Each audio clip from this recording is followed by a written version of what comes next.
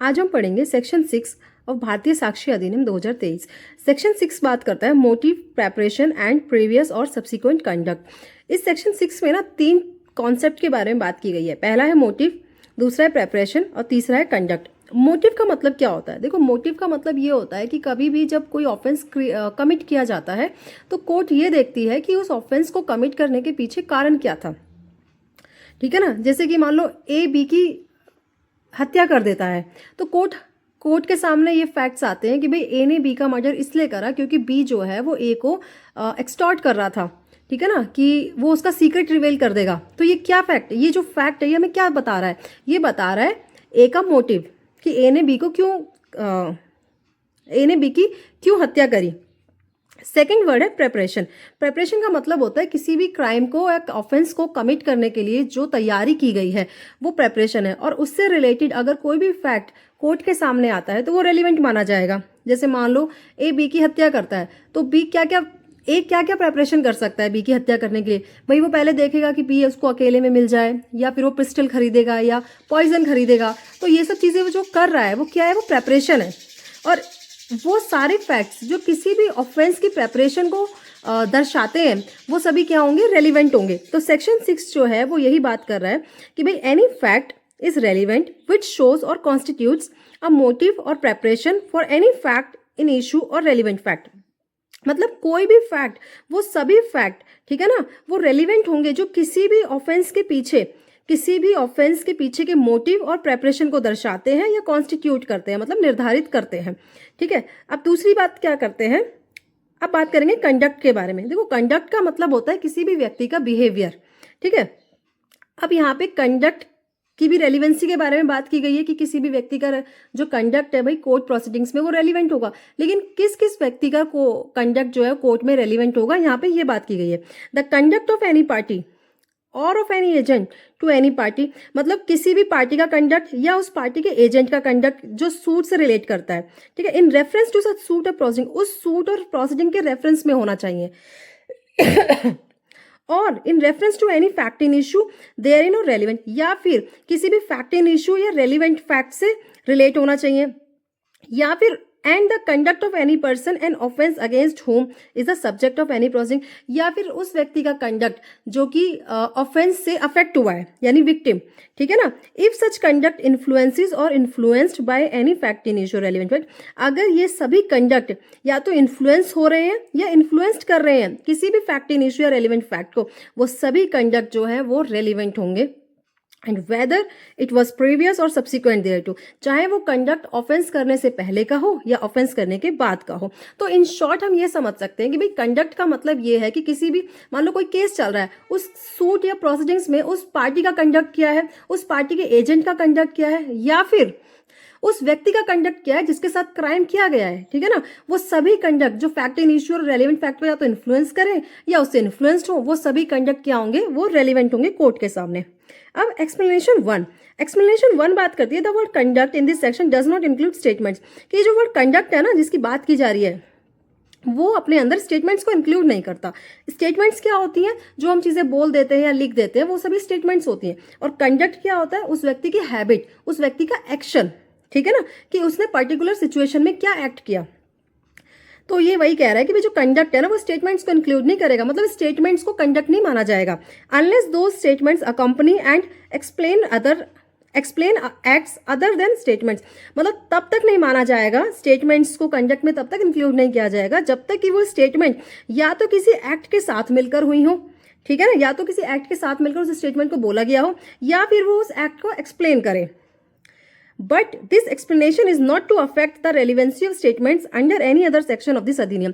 But ये जो explanation है कि भाई कंडक्ट में स्टेटमेंट इंक्लूड नहीं होगी जब तक कि वो स्टेटमेंट जो है किसी भी एक्ट को अकम्पनी ना करे या एक्सप्लेन ना करे, ये जो एक्सप्लेनेशन है ये अदर सेक्शंस में जो स्टेटमेंट की रेलिवेंसी है उसको अफेक्ट नहीं करेगी। मतलब स्टेटमेंट्स की जो रेलिवेंसी है वो इस सेक्शन में तो नहीं मानी जाएगी, लेकिन अदर सेक्शंस में वो मानी जाएगी। ठीक है। अब मैं इसका एग्जांपल देके आपको बताती हूँ। देखो, मान लो एक गांव में चोरी हो गई। ठीक है। तो एक ए नाम का व्यक्ति है, वो बी से बोलता है कि यार पुलिस आ रही है और वो उसको ढूंढेगी जिसने चोरी की है। अब बी कहता है कि यार मुझे तो डर लग रहा है। ये जो उसने बोला कि मुझे डर लग रहा है, ये है स्टेटमेंट, ठीक है, ये रेलिवेंट नहीं है भाई। ठीक है, पुलिस आ रही है, डर लग सकता है, लेकिन अगर वो भाग जाता है वहां से ये सुनते के साथ कि पुलिस आ रही है, तो जो उसका भागना था वो क्या हुआ, वो कंडक्ट हुआ, ये रेलिवेंट है। और दूसरी बात कि मुझे तो यार डर लग रहा है, ये कब रेलिवेंट होगा, ये तब रेलिवेंट होगा जब वो भागते हुए बोलेगा कि यार मैं तो भाग रहा हूं, मुझे डर लग रहा है। अब वो भाग जो गया है, ये जो स्टेटमेंट है, उसका एक्शन क्या था, उसका एक्शन था भागना। तो जो स्टेटमेंट है वो उसके एक्शन को एक्सप्लेन कर रहा है और उसके साथ जुड़कर वो बोल रहा है, तब ये स्टेटमेंट क्या होगी, रेलिवेंट होगी। Explanation 2, when the conduct of any person is relevant, अगर किसी भी व्यक्ति का जो आचरण है, हैबिट है या कंडक्ट है वो रेलिवेंट है, तो any statement made to him, कोई भी स्टेटमेंट जो उसे बोली गई है या उसकी उपस्थिति में बोली गई है, प्रेजेंस में बोली गई है या उसने सुनी है, और वो सभी स्टेटमेंट जो उसके कंडक्ट को अफेक्ट करती है, वो सभी क्या होंगी, वो रेलिवेंट होंगी। अब हम इलस्ट्रेशन कवर करेंगे। A is tried for the murder of B, A के ऊपर बी का ट्रायल चल रहा है, बी के मर्डर का ट्रायल चल रहा है। The facts that A murdered C, अब कोर्ट के सामने फैक्ट्स आते हैं कि भाई ए ने क्या करा था, सी का मर्डर क्या था। That B knew that A had murdered C, और इस बात को बी जानता था कि ए ने सी का मर्डर किया है। And that B had tried to extort money from A, और बी क्या कर रहा था, बी ए से पैसे हड़पने की कोशिश कर रहा था, एक्सटॉर्ट कर रहा था मनी की, और उसको धमकी दे रहा था कि भाई ये जो इन्फॉर्मेशन है वो पब्लिकली रिवील कर देगा, तो इसलिए ए ने बी को मार दिया। तो ये कोर्ट में क्या दर्शा रहा है, ये दर्शा रहा है ए का मोटिव, और ये स्टेटमेंट क्या होगी, कोर्ट में रेलिवेंट होगी। सेकंड पढ़ते हैं, A sues B upon a bond for the payment of money, A जो है बी को सू करता है किस चीज के ऊपर, बॉन्ड के ऊपर, कि भाई हमारे बीच ए और बी के बीच बॉन्ड हुआ था पेमेंट ऑफ मनी को लेकर, ठीक है ना, बी ने नहीं लौटाए पैसे, तो वो क्या कर रहे हैं, केस कर दिया उसने ए ने बी के ऊपर।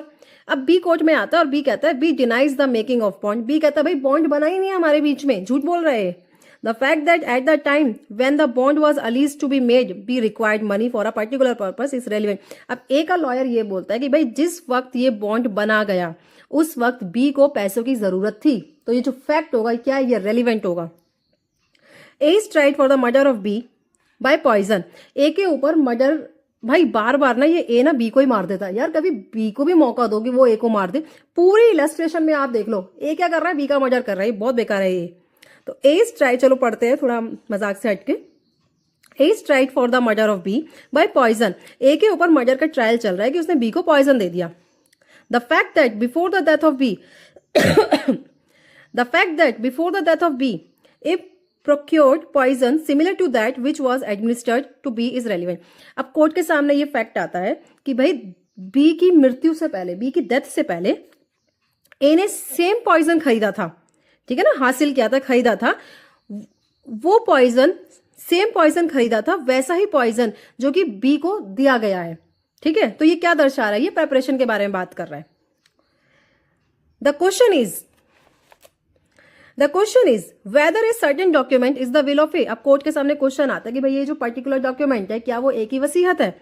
अब कोर्ट के सामने फैक्ट्स ये आते हैं, the fact that not long before the date of the alleged will, कि ज्यादा दिन पहले नहीं, इस डेट, ये जो विल बनी है उस डेट, जिस डेट पर ये विल बनी है उस डेट से ज्यादा दिन पहले नहीं, A made inquiries into matter to which the provision of the alleged will relate. मतलब ए ना इंक्वायरी कर रहा था कि भाई जो विल है वो किस प्रोविजन में बनाई जाती है।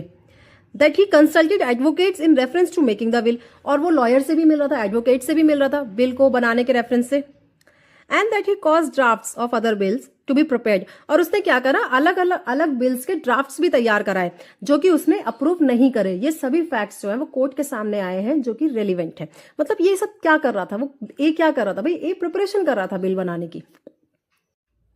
Now illustration E, A is accused of a crime. The facts that either before or at the time or after the alleged crime, A provided evidence which would tend to give to the facts of the case an appearance favorable to him। ठीक है, ए की ने क्या करा, भाई ए के ऊपर case चल रहा है कि इसने कोई क्राइम करा है। अब क्राइम करने से पहले, क्राइम करने वक्त या क्राइम करने के बाद ए ने क्या करा, ए एविडेंस प्रोवाइड कर रहा है जो उसके फेवर में है, या फिर वो एविडेंस को डिस्ट्रॉय कर रहा है, कंसील कर रहा है, या फिर वो किसी भी विटनेस की प्रेजेंस को प्रिवेंट कर रहा है, या फिर वो क्रिएट कर रहा है फॉल्स एविडेंस के लिए। वो सभी फैक्ट्स क्या होंगे, ये रेलिवेंट होंगे अंडर सेक्शन 6। अच्छा, जो हम सेक्शन 6 पढ़ रहे हैं ना भारतीय साक्ष्य अधिनियम में, वो पहले सेक्शन 8 था इंडियन एविडेंस एक्ट में। तो ऐसे ना अगर एक एक सेक्शन को आप थोड़ा सा याद रखोगे तो कभी कभी मान लो कोई क्वेश्चन आ गया प्रीलिम्स में तो इजी रहेगा आपके लिए, ठीक है। वरना कंपैरिजन करना थोड़ा मुश्किल हो जाता है कि पहले कौन सा था अब कौन सा था, ठीक है। तो ऐसे ऐसे हम याद करेंगे। सेक्शन 6 क्या था? सेक्शन 8 था इंडियन एविडेंस एक्ट में। नाउ नेक्स्ट इलस्ट्रेशन पढ़ते हैं। The question is whether A robbed B. भाई साहब, ये ए तो बी के पीछे ही पड़ गया है। अब क्वेश्चन यहां पर ये है कि क्या ए ने बी को लूटा है। The facts that after B was robbed, B को जब लूट लिया गया, C said in A's presence, C ने बोला ए की प्रेजेंस में, the police are coming to look for the person who robbed B. भाई पुलिस आ रही है उस बंदे को पकड़ने के लिए जिसने बी को लूटा है। And that immediately afterwards A ran away are relevant. और ये सुनते ही ए क्या करा? ए भाग गया। तो यहाँ पे क्या दर्शा रहा है? वो दर्शा रहा है कंडक्ट के बारे में बता रहा है वो, ठीक है। तो ये स्टेटमेंट क्या होगी? रेलिवेंट होगी अंडर सेक्शन 6 ऑफ भारतीय साक्ष्य अधिनियम। चलिए अगला सेक्शन अगला इलस्ट्रेशन। चलिए अब पढ़ते हैं अगला illustration. Now illustration G, the question is whether A owes B 10,000 rupees. अब क्वेश्चन ये है कि क्या ए जो है वो बी को 10,000 रुपए देता है। मतलब ए ने हो सकता है बी से 10,000 रुपए उधार ले रखे हो, तो वो उसी के बारे में बात की जा रही है। The facts that A ask C to lend him money. A क्या करता है? सी से कहता है कि भाई मुझे कुछ पैसे उधार दे दो। And that D said to C in A's presence. अब डी वहां पे खड़ा होता है, ठीक है। तो डी कहता है सी को ए की प्रेजेंस में कि भाई मैं तुम्हें एडवाइस कर रहा हूं कि I advise you not to trust A पे भरोसा मत करो। क्यों? फॉर ही ओज बी 10,000 रुपीज। ये बी को 10,000 रुपए देता है। And A went away without making any answer are relevant. और ए वहां से क्या करता है? ए चुपचाप बिना कुछ बोले वहां से चला जाता है। तो ये क्या कर रहा है? ये ए का कंडक्ट शो कर रहा है।